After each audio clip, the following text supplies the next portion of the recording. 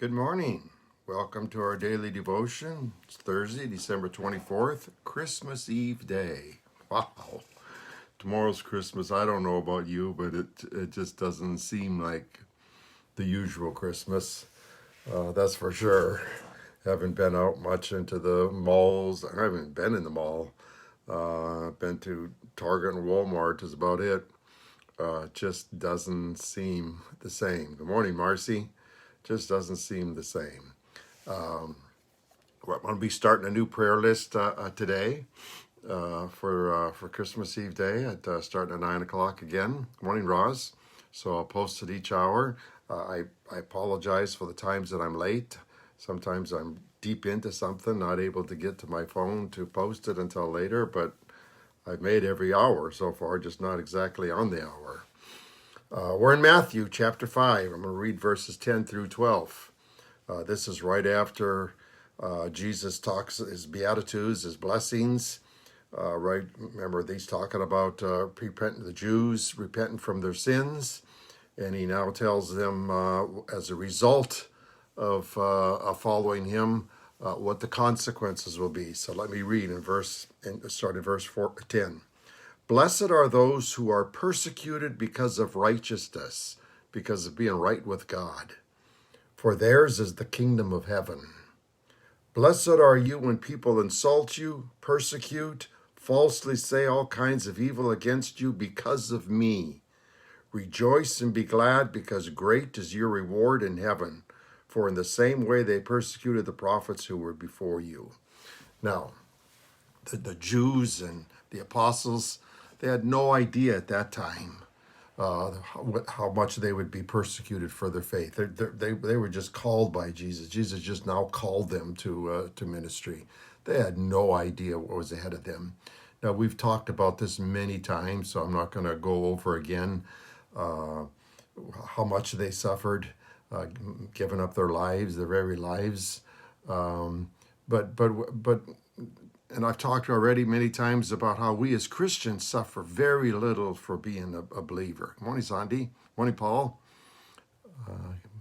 It's almost a novelty today being a Christian. I wear this jacket that was given to me by Dominic a few years ago that says Jesus over everything, and a real big print in the back. I wear it all the time. That's the only jacket I wear.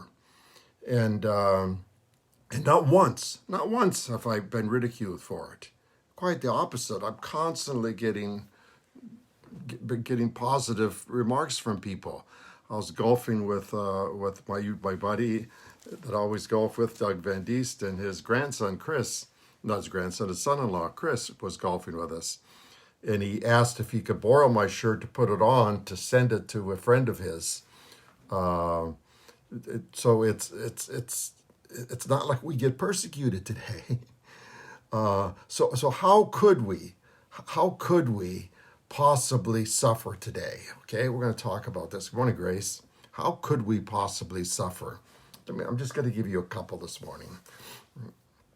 We could possibly suffer by being generous to ministry, by giving some of our money that we could use for our pleasure instead. We could use it to go out to eat, or now bring a meal home. We could use it to buy something that we've always wanted. We could use it to go on a vacation. We could use it to get a new vehicle. We could use it for a lot of different things. Morning, Veronica. So we could give some of that money because that would be hard to do. It would be hard to do. It's a form of persecution. Giving, because if you're a Christian and you love the Lord, one of the signs of loving the Lord is that you are generous. You're generous with your time, and you're generous with your material possessions or your money. Most Christians, I'm going to be honest, most Christians refuse to give. Are you hearing me here now? Most refuse to give. We have approximately 50 families in Collision. Less than 10 give regularly. Less than 10 give regularly. The other 40 families either don't give or give once in a great while. Why don't the others give? Because it would possibly be a burden that they're not willing to suffer. A burden that they're not willing to suffer because they're not willing to give up that money that they could use to eat out. That money that they could use to buy that piece of jewelry they want, that social whatever the device that they want. They choose to spend it on themselves and are not willing to make that sacrifice to give it to ministry or to help others. Now, get ready because I'm gonna rebuke you. Okay, that was just a small rebuke right there. Every morning when I pray, one of my prayers is, God, use me, fill me with your spirit, empower me, speak through me, give me your words to share so that I can teach, train, challenge, encourage, and rebuke your people. So I'm going to rebuke you, okay? I've never rebuked you as severely as I'm going to rebuke you now, okay? So please listen. Another way that you can, good morning, Robin. Another way that you can suffer a little bit, make sacrifices for Christ, is giving up your precious time to help others. Many of you may say, well, I don't have the resource. I don't have money to give. I'm just barely making it. Okay. But what about time? You have the same amount of time as everybody else has. Nobody has more time than somebody else. We all have the exact amount of time, 24 hours in a day, period. Everybody's the same in there. It's not like money. It's not like some make more money than others. We all have the same amount of time. So with that said, I made a plea on Facebook earlier this week asking if I could get some help to bring 2 heavy boxes that I had up my stairs and help me assemble an air hockey table and a foosball table that I got. And I got it for different reasons, okay? I got it for my grandchildren, of course, and then I'm hoping that we can start meeting with the youth, and to make it safe, we would start meeting in my home here. And then they would have, we can't play dodgeball, we can't play the games that we do, so they would have something that they could play when they came here. So it was to be used generously. Well, I made the plea twice because the first one I didn't get hardly any response. So I thought, well, maybe nobody saw it. So I made a second plea. Two people responded. 2 families responded. One from outside of Collision and one from Collision responded. Are you hearing me now? 1 family from Collision responded. There were 6 people that showed up. 4 outside of Collision and 2 youth. 2 youth. Where were the rest of them? And don't tell me I didn't see it. It's like you see everything else. I'm sure you saw it, but it would have required a sacrifice. It would require a sacrifice.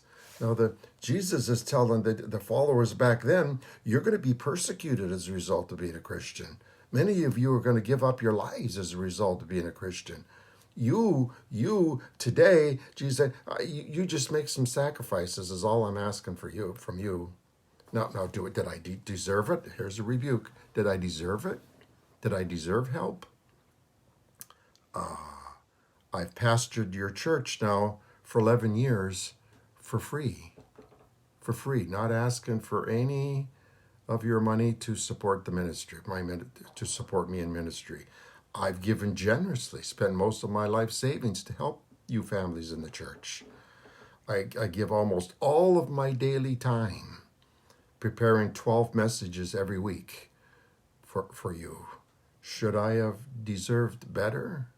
Should I have deserved some of your time? One family? Eric, you responded, but you knew that you had to work. 1 family responded? What is that telling us? that Christians today are not willing to make sacrifices. They're not willing to give up their time. Certainly not their money. And what does God say? What does Jesus say here? Rejoice and be glad, because great is your reward in heaven. I'm afraid very few Christians are saving up rewards for heaven. What did Jesus say? Store up treasures in heaven, not down here on earth. I don't know how many treasures Christians are really storing up. I don't know what's waiting for them when they get to heaven. I don't know. I'm not saying you're not saved. You're just not storing up very many treasure. So I know I rebuked you, but sometimes we need to be rebuked. As many times I need to be rebuked. It says at the time, it's never pleasure at the time, but hopefully it changes us. I hope that the next time someone asks, especially if they deserve it, ask for some help, that we as Christians will be there way more than what we are.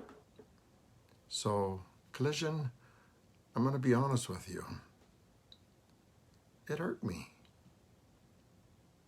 It hurt me. It was like a slap in the face. It was like, you give up 11 years of your time, most of your savings, and one family responds. You got more help outside of Collision than you did from your own church. I say this only so that it will wake us up. It will wake us up to where we'll be willing to do way, way more than what we're willing to do. Otherwise, there's no treasure in heaven waiting for you. Store up treasures in heaven.